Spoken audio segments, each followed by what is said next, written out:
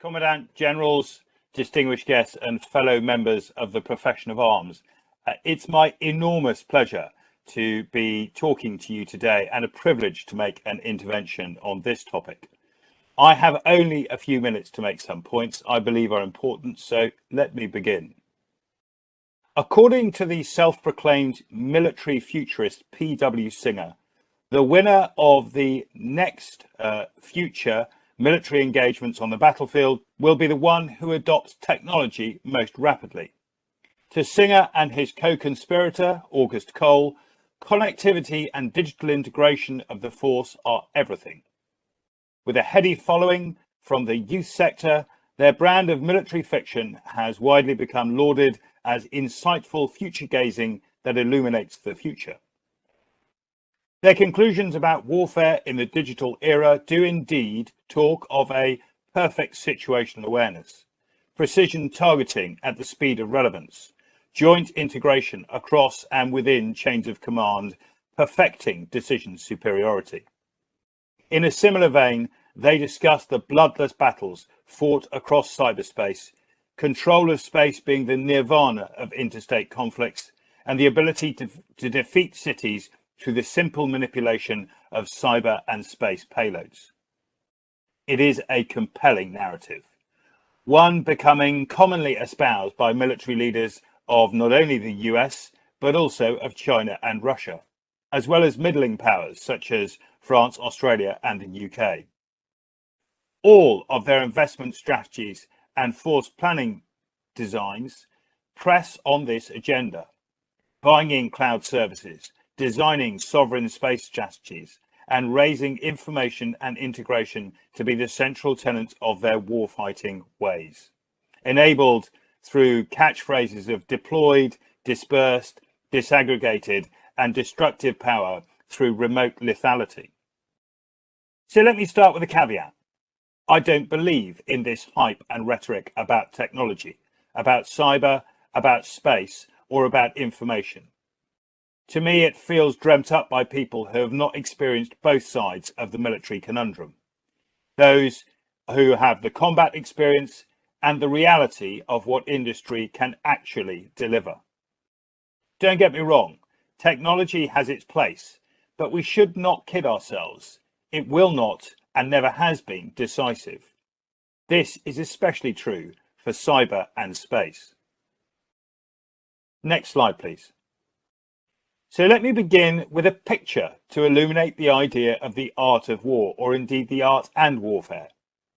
This picture by Russian artist Mikhail Nestorov, titled The Philosophers, was painted in 1917 and was shown to me a couple of weeks ago.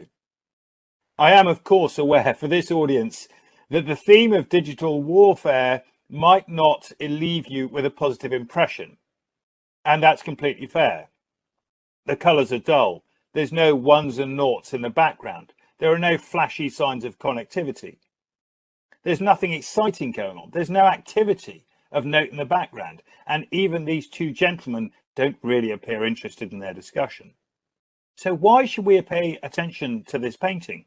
What's the link with warfare? Bear with me for a couple of minutes. Back to the painting. Most of us, if we saw this, would walk by and not pay attention, completely unaware that the artist is tricking us. The artist took advantage of us and exploited our limited abilities for perception and perspective. So we may look at the painting but not see the full picture. Go ahead and look closely. Try to see the whole thing. When you try and focus your attention on, let's say, the man in the white robes, after a few moments, you'll notice that the rest of the picture is becoming blurred. Exactly the same thing happens if you shift your attention to the man in the black coat or any of the other details in the background of the landscape. So the conclusion might be that in order to appreciate the painting and embrace the whole picture, you need to take a few steps back. To be honest, this is an important lesson on how we are approaching contemporary warfare, because today in the West, we are all failing. First, we constantly shift our attention and focus. Counter-terrorism to counterinsurgency, irregular warfare to hybrid threats, conventional warfare to cyber, ML, AI, quantum, bioenhancements.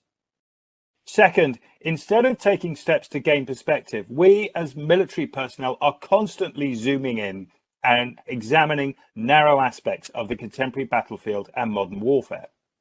We're mastering our tactical and operational skills, but at the same time, we're neglecting a more operational or strategic approach that appreciates the wider view.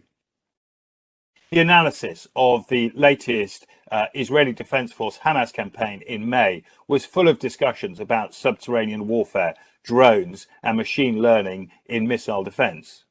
The idea of looking wider was lost. The same is true of the Second Nagorno-Karabakh War. Lessons on drones, short-range hypersonic missiles, air defense, the utility of armor obscured the true lessons.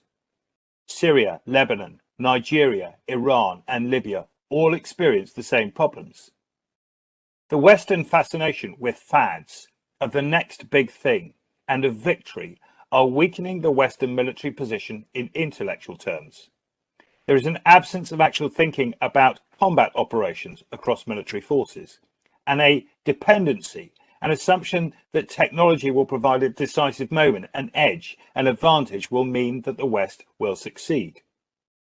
Unfortunately, everything we know about warfare means that such hubris is shockingly misplaced. No party engaging in war and warfare has a preordained right to victory, and technology is rarely the deciding factor in the profession of arms. Next slide, please. The recent events in Afghanistan serve as yet another fine example. The technology superior, decisive force of the West and Western supplied militaries were humbled by a ragtag force on horseback with 1960s era weapons that had no interest in an information campaign, cyber weapons, or digitizing their approach to warfare. Given that, I do wonder about the questions I was posed for this session. Next slide, please. Indeed, the entire title of Cyber Assaults on Cities and the Creation of a Space-Denied Environment. How relevant is that, really? It's a valid point, but you also need to balance that the future is not fighting the Taliban. The future is China as an adversary. It's not the same as preparing to defend against Pakistan. I wonder, however, whether you think there is a digitized military force in the world whom you wish to emulate. For all of our aspirations, we need to set them against a metric that acknowledges the possible against economic means, even if we are skeptical about whether they will provide us with the military superiority we assume. Let us take three examples of armies, indeed national military enterprises, trying hard to digitize. Next slide, please. As in the last presentation, we cannot go anywhere else but to the US. Without doubt, at least a decade ahead of every other military on Earth, its technological lead is undisputed. Its people are perhaps the most digitally adept, and it has an engaged industry in a way that pulls them into the national security sphere as a party that now has financial and ethical interests in prolonging the dominance of national military superiority over adversaries and foes. One might take the idea that their special forces are indicative of the whole force, but the truth is that the majority of the force is some way from being as mature in their digital model as the one we see regularly featuring on the media. Regular and reserve force regiments, battalions and brigades are highly differentiated in terms of their ability to communicate, to use data, cyber and access from space. That maturity level had to change drastically as the military moved to a war footing for campaigns in Iraq and Afghanistan. One might find this surprising, since IP technologies for radio comms were available in the 1970s, before GPS, precision navigation and timing was available, and software-defined radios were available starting in the early 2000s.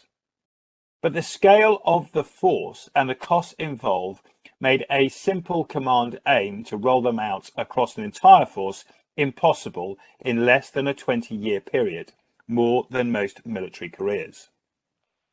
The US now finds itself self-admittedly too reliant on cyber, space and technology, and has reverted to spending more time training soldiers in working silent, dark and unplugged. Their experience and lessons from combat have told them that these skills have been harder to hone and develop, to relearn for some of the old veterans, than adopting new technology. The lessons we might draw from the US experience is that digitization is not easy. Centralizing cyber and space operations and capabilities might not be the most productive way to organize for military success. My second example of a military is Russia. Next slide, please. In watching the US demonstration of air power superiority and targeting in 2003, Russia took note but not deviate from the path it had been following since 1996. The idea back then was based on an understanding of the US military culture, which was becoming rapidly addicted to technology on the back of air-land battle doctrine in the 1980s. Rapidly understanding the threats of this type of campaign would require, Russia started spending as much as 1/3 of its entire defense budget on electronic warfare since 1996 and has continued to do so since 2017. The result is a set of capabilities that can overcome, disrupt, and deny space-based precision navigation and timing and the electromagnetic spectrum. It could defeat cyber approaches and unpick national infrastructure in a coherent and wide-scale way. Their broad area jamming, spoofing, and spectrum-captured military tools have been available on supported platforms since the early 2000s and have been sold to Pakistan, Syria, and Egypt, amongst others. Under strict financial constraints, the Russian military was forced down this pathway and could hardly believe its luck that the West took nearly 20 years to acknowledge that the gap was developing.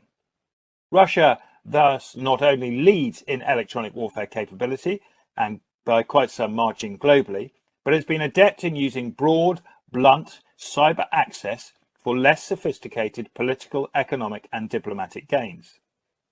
Counter to what many are saying publicly, many of the good Russian analysts that I listen to tell me that Russia is not a particularly sophisticated cyber actor. Their payloads and access methodologies leave fingerprints everywhere. Their targets are not complex. Their access points rely on zero-day exploits, and their integration of cyber within the military is almost non-existent.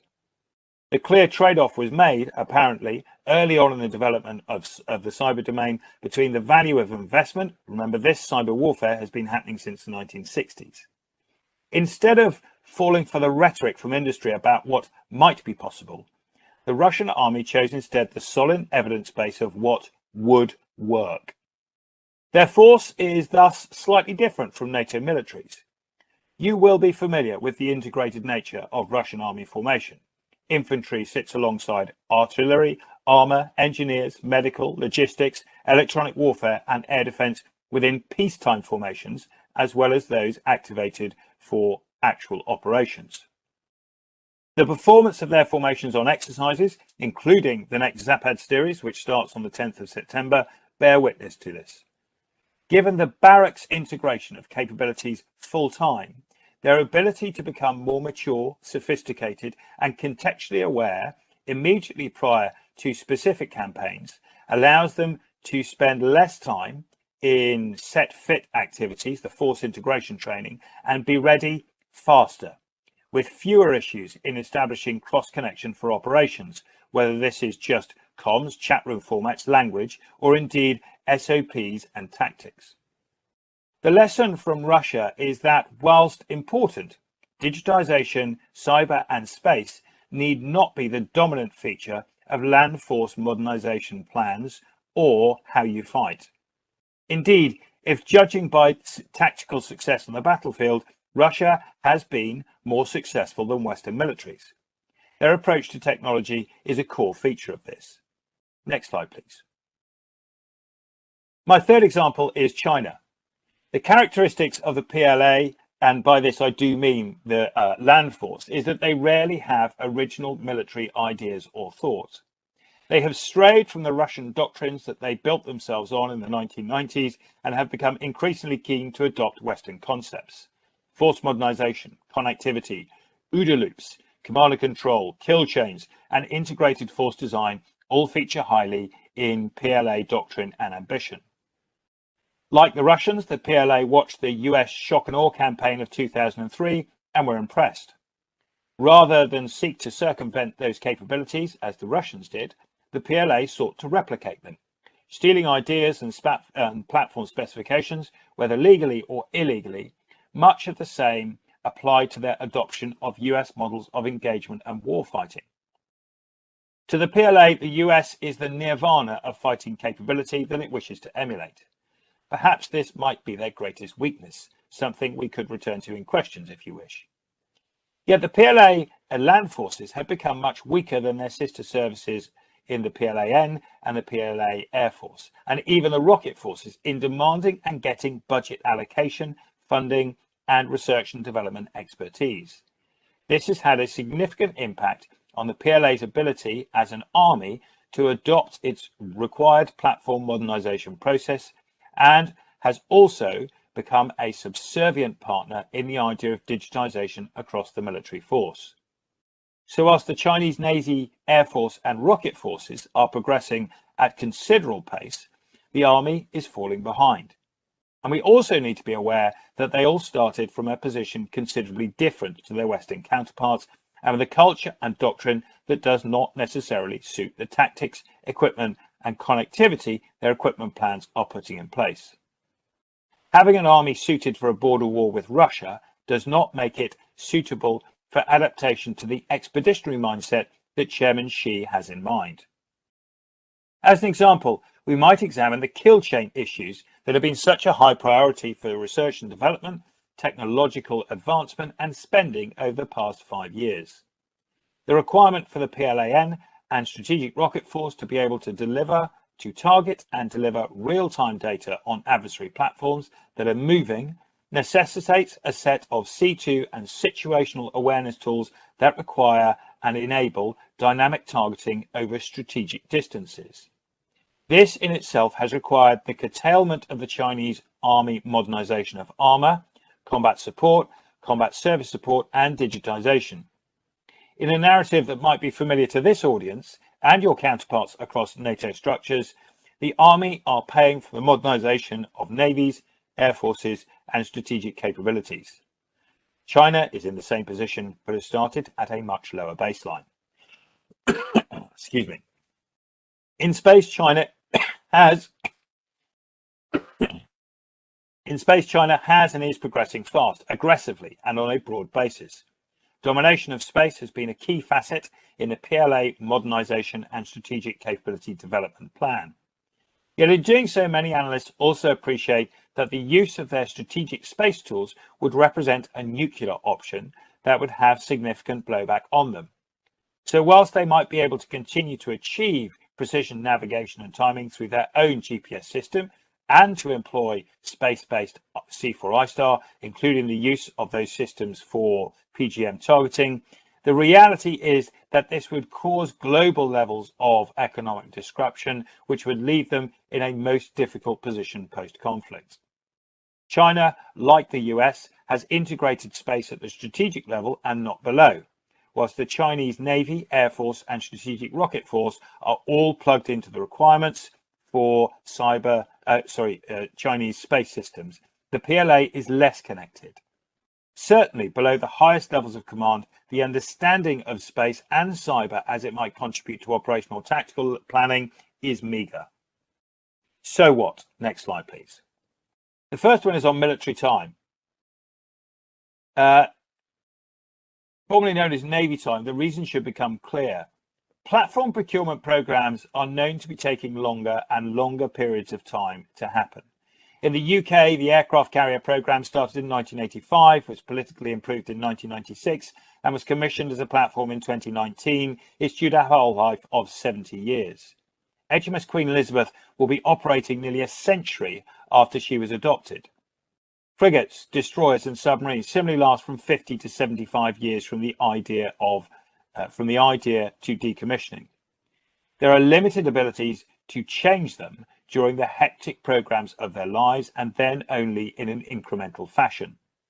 Air forces operate in much the same way, but have the added complication that updates require fleet fits across scores of airframes instead of just a handful of platforms. Now, armies are experiencing the same dilemma. Platforms available with increasing scarcity are expected to have lives in service considerably longer than we've been used to thinking about. Take the Abrams tank in the US. Funding for that platform started in 1961, and the service life upgrades in the US make it expected to serve beyond 2050. A tank with a 90-year life, albeit with upgrades along the way. Rifles are no different. The British SA-80 rifle was originally funded in 1971 and is expected to be in service beyond 2030, a nearly 60-year life, not counting second-hand and resale uses. By comparison, military radios, we might wonder, are perhaps different. The latest British Army Bowman system was funded in 1989, with the first units being delivered in 2004. 17 years later, it is still not fitted across the British military fleet of vehicles or all units. It's not interoperable across the Joint Force or with allies, and that might be achieved by the time it goes out of service in 2026 to be replaced by a newer system. A 30-year life cycle is still quite considerable, given that everyone talks about the unprecedented pace of change of technology, a phrase I cannot subscribe to. But one wonders how requirement managers who are required to write the technical specification for equipment today imagine what will be required in 10, 20, or even 30 years' time. And how will they do so without breaking the bank, or more importantly, the finite programs and resources allocated to C4I-STAR? The reality is that military time is slow. It's designed to be necessarily slow to ensure the smoothing of spending from government, but with the benefit of preventing the faddism of individuals from skewing an entire force design to the limited experiences of combatant experience. The second prism for trying to understand why systemic change takes so much effort can be seen in the lessons in the UK in trying to implement network-enabled capability. Next slide, please. This is particularly relevant when considering force adaptation, particularly in digital, cyber, and space. The choices might not be presented as binary, but in decisions, they might tend to be. Should you build faster, not better decision making? And to do so, should you spend on command and control or on professional military education? To build lethality, should you invest more on platforms, people, connectivity, organic systems, or offshore those requirements to, for example, air power, with the additional requirements on comms, standardization, and interoperability? Are you making these decisions for primary financial reasons, efficiencies and saving, to match the rhetoric and ambition of your others and yourselves? And with these plans, the most critical element in achieving military success in the future, what is in your mind? Is winning the primal martial concept that you are thinking about? Against all this, the core lesson for you must be one of context. The Indian Army is not the US Army. It's not the PLA. It's not the Russian Army. It's not the British one. You have different requirements, different needs, differing national security drivers. The basis of many of these differ in a fundamental way from the examples I provided. Your envisaged military operations are not necessarily expeditionary. That single driver changes almost everything about digital infrastructure, cyber, and space requirements for a military force. Your experience of jointery and the ability of other commands to service your needs, whether in close air support from the Indian Air Force or from long-range strike, this is probably less compelling than for others, a feature of the physical geography you operate and fight in. And let's not forget that the theoretical perfection of jointery has not been achieved anywhere. It fails to live up to expectations in every domain. Thus, perhaps allow me to give you a more interesting example that you might consider further. The Israeli Defense Force. Their national security apparatus, their army, space assets, their employment of intelligence, of cyber especially, of espionage, sabotage, subterfuge and assassination might be more akin to what is more useful to the Indian Army in the future. Indeed, their air force is organised in terms of support for land forces in much the same way as the relationship between the Indian Army and your own aviators. I would place the IDF as a more technologically capable force above even the US. Because they have a given set of adversaries, a known context, I would offer that the IDF has become the benchmark for global metrics on progress, the Australian Defence Force being in second place. These are on whom you might conduct greater research into understanding who is leading the ability to appreciate and fight with cyber in cities, as well as just fighting in cities. Professor John Spencer at the Modern War Institute in West Point has a number of really important conclusions and deduction from his studies on contemporary conflict in urban environments. Interestingly, one of his core conclusions is that cyber and space are quite important, but less vital than the ability to exercise and fight in dense urban terrain. This is important, but one might challenge these points by saying the IDF lessons are not from fighting a near-peer adversary, but of retaliating against a much less capable opponent. In the conversation about cyber connectivity and comms beyond the G6 community, likely to meet significant resistance to such a move if the 2, 3, and 5 shops are not engaged in the discussions. A digital military will fail in barracks and in warfare. Yet the good digital leader must also ground such discussions in reality rather than fiction, and focus on the lowest level of technical sophistication across his force rather than the most technically integrated one. In any case, all formations are unlikely to have the same technical fit, something touched on in questions in the last session. This makes for a differentiatedly connected force, something that savvy digital commanders will use to their advantage and not waylay them. To leave half the force, for example, on the sidelines because it does not have near perfect situational awareness of the other force elements is a sure way to ensure operational defeat. At the tactical level, ironically, commanders will find themselves surrounded by people more attuned to the digital and technological aspects of connectivity, cyber, information activities, space dependencies and opportunities than they are. As always at this level, fewer orders and more guidance will help, but to me at least, the core competency of good tactical leaders in the digital age will be to consider how they communicate when they're required to unplug. Weapons that target electromagnetic signatures are becoming increasingly mature. Indeed, one might realistically imagine a future in which any emission on a future battlefield, any electronic emission, will bring forth a bevy of precision-guided munitions and artillery onto that position, where the signals will be subverted, spoofed, and honey-trapped.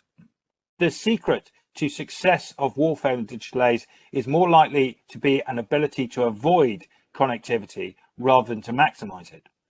These, interestingly, are the lessons which both the IDF and the US Army are actively considering. Next slide, please. So we might return to the big picture, to seeing the blurry whole rather than the detail, to be able to fill in the detail from our own imaginations rather than focusing on a single area. The strategic digital leader, more than anything else, needs to be able to balance the big picture with their own understanding and perspective, setting priorities and managing the requirements with a sense of perspective for the political goals which they're asked to achieve. But you may have other views. I look forward to your questions and the discussion. Back to you.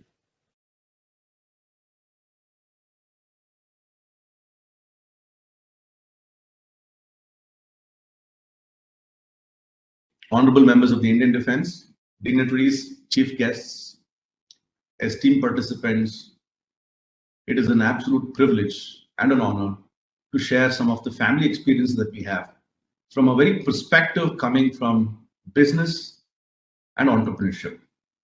Our perspective is going to come very much from the civilian and the end perspective than what I've seen from so far. The world I see today is very different than the world I was born into. We see a lot of non-state actors affecting our lives every day. Surpassing technology challenges us every day, and sending out a new message is order of the game. We are faced with challenges such as media rumors, attack on our soft power and our reputation. This cryptocurrency, there's a whole world of dark net out there that none of us are privy to. There are realms of defense that we are yet to prepare for, and it's a whole new complicated world out there. And I think a very integrated approach to defense is what will help us in the future. Here, I would like to share a bit about what I think is possible as a business owner coming from the consumer perspective, and how grateful for you, all of you, how you defend the nation. We believe that by 2030, in a mere 9 years, we can actually dominate the warcraft if we just leverage the strategy, technology, through a very clever, inclusive collaboration with the private sector. I came across a very interesting, powerful quote. The best way to predict the future is to invent it. A lot of the comments from the previous speakers circled around this. Whoever is able to invent the future is going to dominate the future. I would like to draw upon a bit about what I faced when I was less than 10 years old in 1981. The advent of Suzuki in India. Before Suzuki came to India, there was a controlled automobile market, 2 players, and then Suzuki had to enter with this component ecosystem. We were unprepared. Our quality was a huge challenge. Costs and delivery were not even in the foray. We had so many challenges in the auto component industry. But as soon as Suzuki came in, I must applaud the Indian auto component industry, powered by its entrepreneurial spirit, by the family businesses, rose up to the occasion. Nearly 90% of the nearly 1,000 odd auto component manufacturers today are family businesses that are driving to make sure the component industry is driving the automobile industry itself. And by 2026, we're going to be among the top 3 in the world. Why do I bring the auto component industry? I might say this industry is struggling for its own survival, fully prepared for auto components designed for the IC engines, which are going to be out of technology soon. I must add, India has the highest number of Deming Award winners in the world outside of Japan. And by the way, Deming Award is the highest award you can win for quality in the world. So we are primed up to take care of the Indian defense, is my opinion. If you look at our journey from where we started with Ambassador to supplying to Toyota, which is absolutely the most demanding automobile company in the world. Excellence shines through everything that they do. So here I present that nearly 50% of all manufacturing GDP that employs over 5 million people comes right here in India. We are one of the most innovative, frugal engineers in the world. If you want the highest quality components at the lowest price, there is no better destination than India today. I would love to now introduce a concept, an idea that we call Reiki. It's the red exponential curve of India. This is not a dream, it's an aspiration that I truly believe we can all achieve together. This red exponential curve of India is going to test our patience. We have to grow very gradually, slowly, patiently, for anywhere from 3 to 7 years, depending on the industry. And then suddenly the results and the success will be ours. And let me show you that has been filed. China is growing at exponential level in this field. Quantum computing is going to change the world, and we have to be ready for it by being progressively involved early on. The earlier we're involved in quantum computing, the better it is. Here, I would like to demonstrate a comparison between linear steps versus exponential steps. When a human being takes, let us say, 1 step of a meter, 30 steps is 30 meters. But in the exponential realm, this is 25 times around the world. That is the power of the exponential curve. Let us look at what the exponential curve has shown the human race. If you measure the success of the human race as the population on this planet, which is probably not necessarily the right way, but let us look at it for a second. We have had significant success in our population due to agriculture, mathematics, metallurgy, and then suddenly you see Rome. Rome was the first city in the world that had 1 million people populated city. It took nearly 1,000 years before the second city in the world could get to the prowess of Rome. But look at the progress. And then, of course, AI and all these are only going to make only things better and better. The greatest challenge of today for the human race is actually our inability to understand the exponential function. If there's one thing that I would like to share today that's most useful to you, it is this one curve. Exponential curves take time, demand patience, nurturing attitude. So it is bound that we are going to go through years of disappointment before the value proposition overtakes the wow moment and also the expectations. This horizon can be anywhere from 3 to 7 years.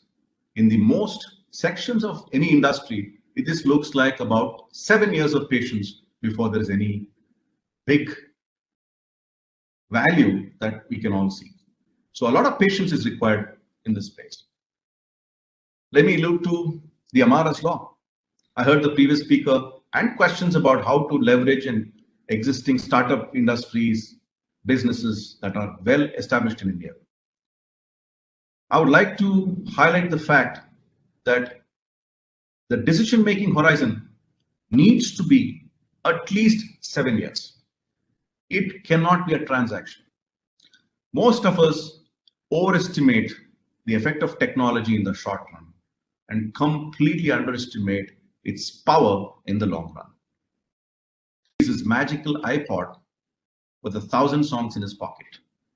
For years, when the first MP3 player was released, they brought the technology and waited. They collected a technology called the click wheel technology and still waited. And it was years after that when they finally came upon the micro hard disk. All the three magical pieces were finally fitting well together. So it was taking years of integrated technology when multiple cross technologies could stitch together, and finally the iPod was launched. So it is this approach, this DNA, this patience that will take us to where we need to go in terms of technology. I would like to leave a very powerful slide with all of you here. If there's one most important slide, I would say this is the one.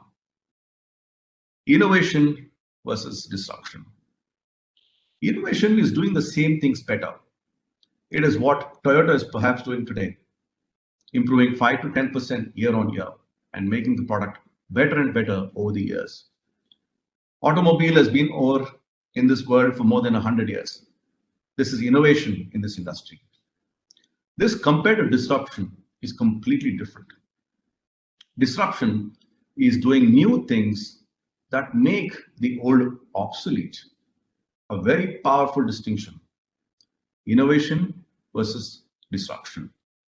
And every so often, when a disruption comes, it changes the entire landscape and there is no space left for innovation, because I also believe that we have to move from innovation,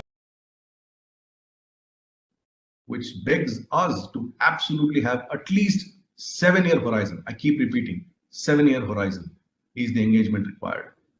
And we have to abandon thinking linearly and improve exponentially. A time has come for us to be effective versus being efficient. Here again, I come back to the red exponential curve of India. It is my firm belief that it's time to collaborate.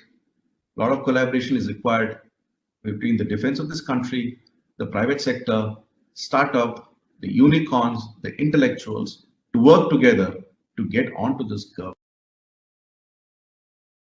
which I've seen in the previous presentations that can take us to a whole new level.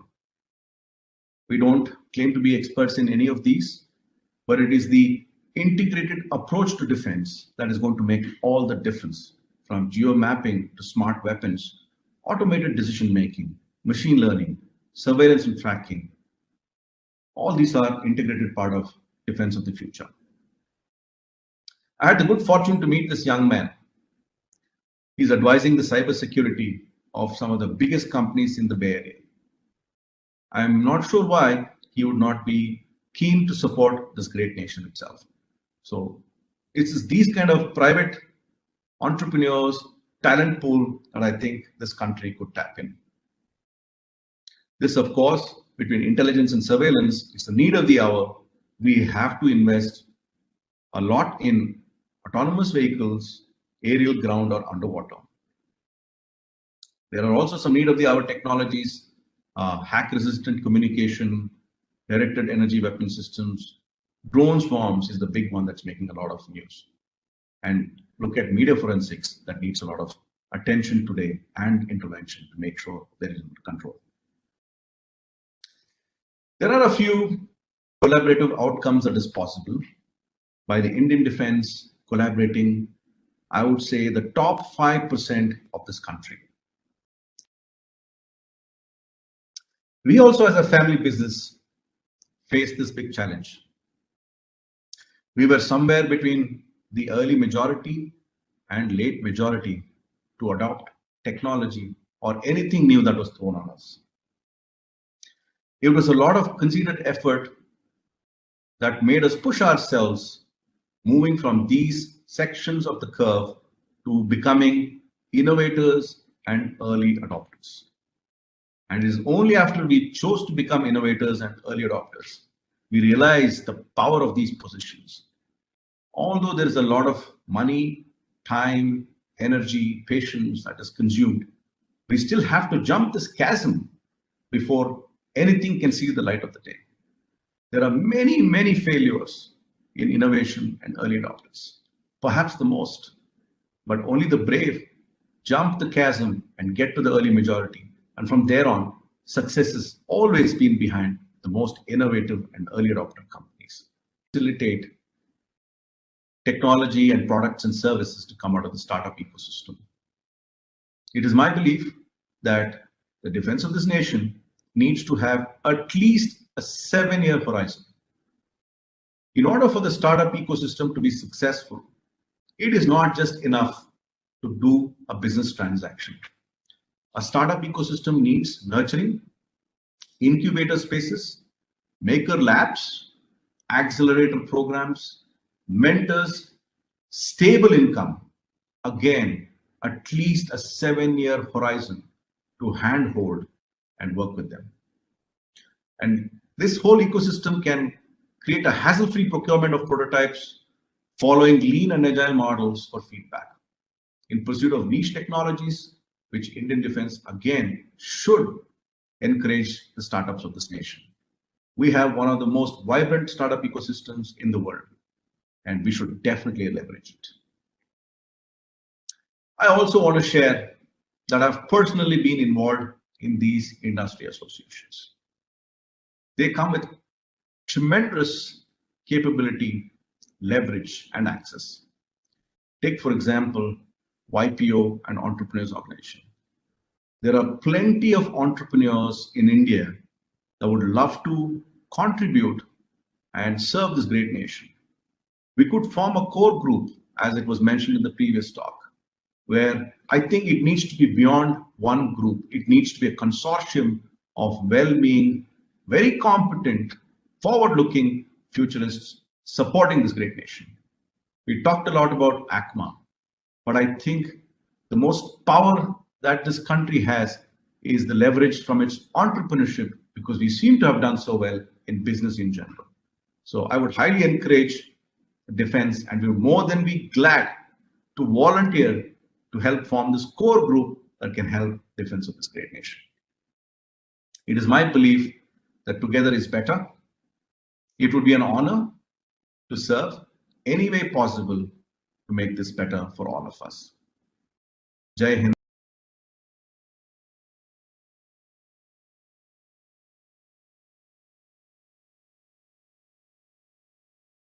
Lieutenant General Srinivas, Commandant, Army War College, senior serving officers, faculty of the Army War College, student officers, respected veterans, distinguished speakers, members of the media, ladies and gentlemen.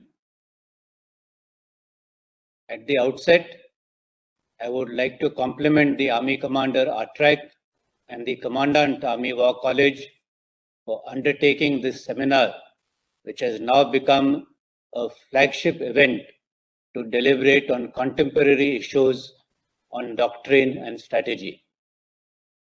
Much as I would have liked to attend this seminar, or at least a full session, new commitments and changing schedules do not make that possible now.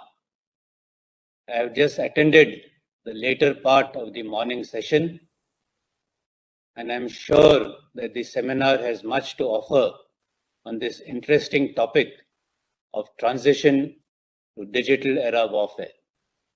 The Indian Armed Forces must always be capable of accomplishing their primary mission of fighting and winning wars across all domains of warfare.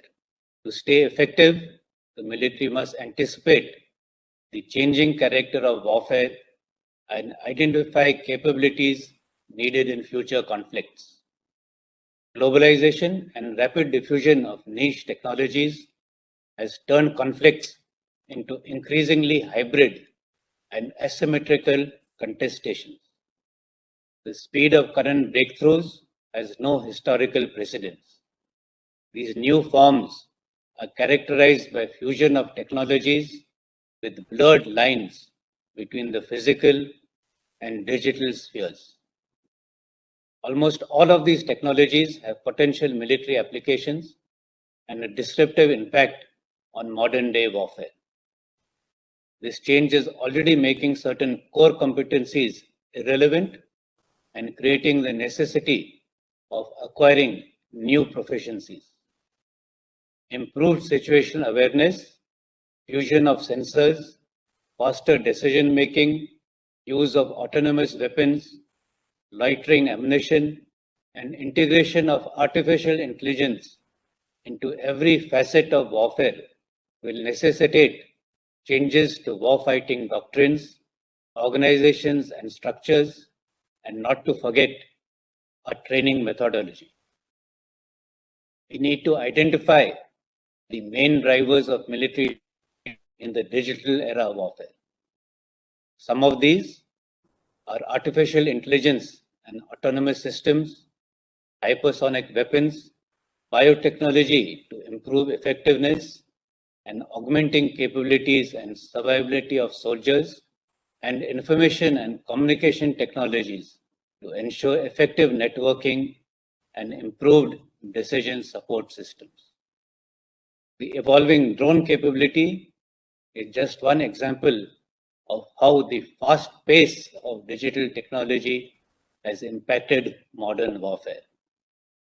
You are by now well familiar with the oft-quoted examples of the Azerbaijan-Armenia conflict or the swarm of drone attack on Aramco oil facilities in Saudi Arabia by Houthi rebels, and the use of kamikaze drones at Idlib by Turkey.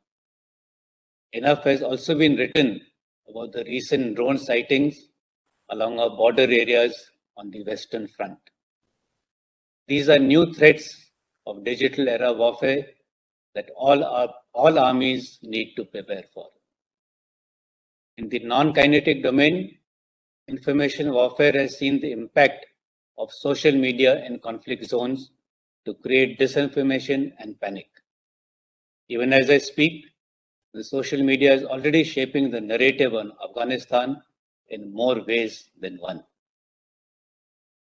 The capabilities of artificial intelligence to create deep fakes or hyper-realistic doctored images and videos using generative adversarial networks have made disinformation campaigns easier to execute. We need to build capacities to utilize information warfare in operations including sub-conventional operations, while retaining the ability to counter the adversaries in info-ops. We must remember that developments in AI cannot be contained. This is a dual-use technology with its civil end use blending into warfighting domains, whether we like it or not. With the use of kinetic weapons like swarm of drones, the capability to react through such a threat will need the defensive air defense systems to react at speeds that will not only be possible by building autonomous systems of the human on the loop type, that is, the human only takes the decision to fire, and the balance of the engagements are handled by the AI system. There is a need to train to operate such systems. It is important in this digital era warfare that we study the structures, doctrines, and strategy being employed by other nations and non-state actors. The US has an official US National AI Strategy since February 19, based on 5 pillars of investment in AI research and development, making government AI resources more available, setting standards for AI, training an AI workforce, and promoting a pro-innovation international environment. The UK, as was mentioned earlier, has outlined a new defense strategy emphasizing the need for a digital backbone based on data sharing using cloud and secure networks. It has established a cybersecurity defense force, established a new agency dedicated to AI and improvements in its outer space capabilities. The integration of space, cyber, electronic warfare, and psychological warfare domains under the PLA Strategic Support Force is an organizational structure we need to analyze and ideate on its applicability in the Indian context. Recently, the Israeli Defense Forces have hailed the 11-day conflict with Hamas as the first artificial intelligence war. Supercomputing was employed to exploit data and create algorithms to use the Iron Dome with great effectiveness. AI was heavily relied upon to hit targets deep inside Gaza. Big data was used to fuse various types of intelligence inputs and build a complete picture of the routes and tunnels both above and below ground, and thereafter engage targets successfully. These are important takeaways from this conflict. Talking about the changes to organization and structures, you are aware that the Joint Space and Cyber Organizations, in the form of the Defense Space Agency and Defense Cyber Agency, have been created recently. We are committed towards theaterization and integration of tri-service capabilities. A robust communication network can play a pivotal role in binding the forces in an integrated system and ensure synergized military effects. As the Defense Space Agency and the Defense Cyber Agency evolve, there is a need to keep them closely aligned to each other, as both the cyber and space domains will add greater value together than the sum of their individual capabilities. We also need to strengthen organizations in place to fight the low-grade cyber war, which is playing out every day in cyberspace, with the potential of the adversary to up the ante and strike at our critical infrastructure, our government, and our military. Adequate number of cyber warriors are essential to meet this growing threat. The other reality is that while we prepare to deal with conflict in the digital era, hybrid or gray zone warfare will continue to afflict us, whether it is by state-sponsored actors or non-state actors. New inductions of niche technologies cannot be simply strapped on to our existing organizations, but will need changes in doctrines. However, while we strive for infusing technology, we need to keep in mind that even the most high-tech militaries have been unable to secure lasting victory over low-tech, sub-conventional adversaries as seen in Afghanistan and Iraq. Thus, while we evolve into a technologically oriented army, retaining boots on ground will always remain an operational imperative.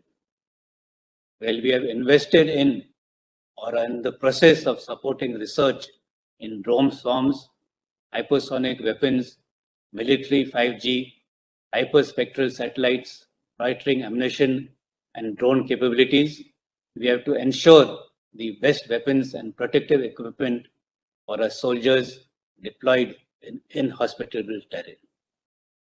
We need to build the best infrastructure to support them logistically and improve our response times.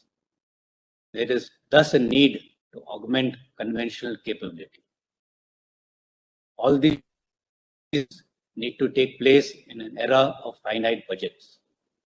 This lays on us a great responsibility to transform our structures, inventories, and HR, which is already on the anvil as we embrace integrated theatre commands and jointness in a big way. We cannot fight with borrowed knowledge and technologies. In order to harness niche technologies of digital era, Atmanirbharta is the key.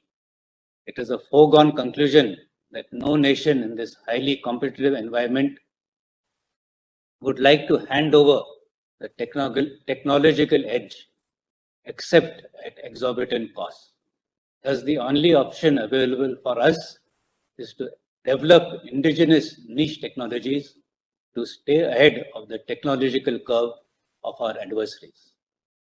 We have engaged with the academia, the private industry, DRDO, startup, and innovators to establish a technology connect and build capability in digital warfare technologies indigenously. Multiple modes of research and development have been put in place through pioneering work by ARTRAC, Army Design Bureau, the establishment of the IDEX or Innovation and Defense Excellence, use of the Technology Development Fund, and Make-2 routes. Some of the most practical innovations have come from the field army, and that is something I would like all of you to also to get involved in wholeheartedly. All these changes, however, will deliver only if we have adequately trained the man behind the gun. While our regular training continues, combat has expanded into the digital warfare era. Mastery of traditional domains is not enough, as we need to build up expertise in niche domains. Also, this study cannot be restricted to the technical arms and services, but needs to integrate into all arms training. For the officers at company commanders and below, the junior leaders and the cutting edge of military leadership, my advice is to keep abreast with technology, to fully comprehend its use in the future battlefield, and to successfully blend technological capability with soldiering on our borders.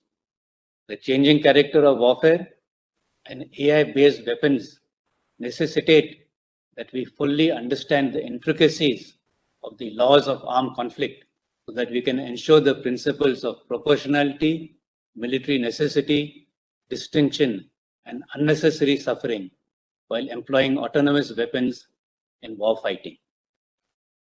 We have to build talent pipelines within for research and development and innovation to drive our technological requirements. Efforts like the All India Hackathon planned by the MCT are the right first steps in this regard.